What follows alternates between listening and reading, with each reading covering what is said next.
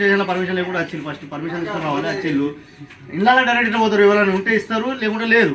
అంతే కదా. మరి డైరెక్ట్ ఇంట్లోకి ఎట్లా చూస్తారు, కొడతారు, ఎట్లా భయపెడతారు? అబ్బా తప్పైందన్న మాట అనేది బండచ్చు. అది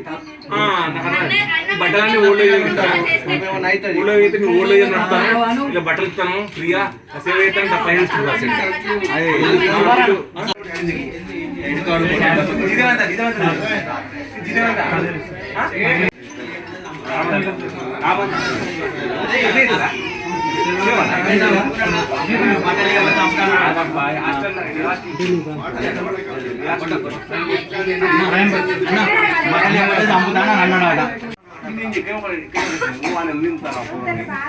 చిన్నపిల్లలతోనే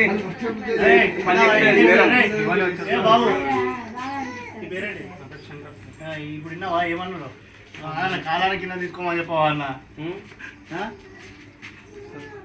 ఇప్పుడు వాళ్ళు అడిగితే ఏం చెప్తారు? బాబు చెప్పిండు. అరే ఎందుకు తప్పైందంటే ఏ మాట? అది తప్ప చిన్న మాట. ఎడ్డామని మళ్ళీ మంచోళ్ళం కాదు, ఎడ్డామని అన్నాడు ఇంట్లో. ఇప్పుడు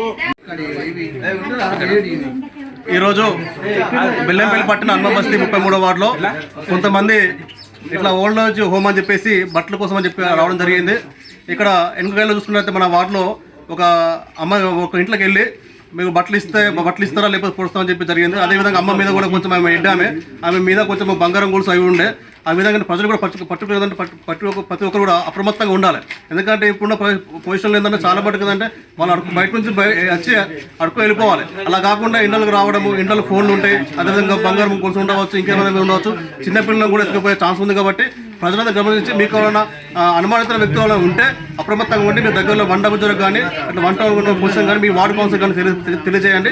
దయచేసి ప్రజలు కూడా కొత్త వ్యక్తులు ఎవరు నమ్మకండి. మీరు ఎవరైతే మీరు ఎన్నో లక్షల రూపాయల ఖర్చులు ఎన్నో కట్టుకుంటారు, అదేవిధంగా సీసీ కెమెరాలు ఏర్పాటు చేసుకుంటే ఇంకా చాలా బాగుంటుంది. ఈ విధంగా ప్రతి ఒక్క ప్రజలు కూడా అప్రమత్తంగా కోరుతున్నాం.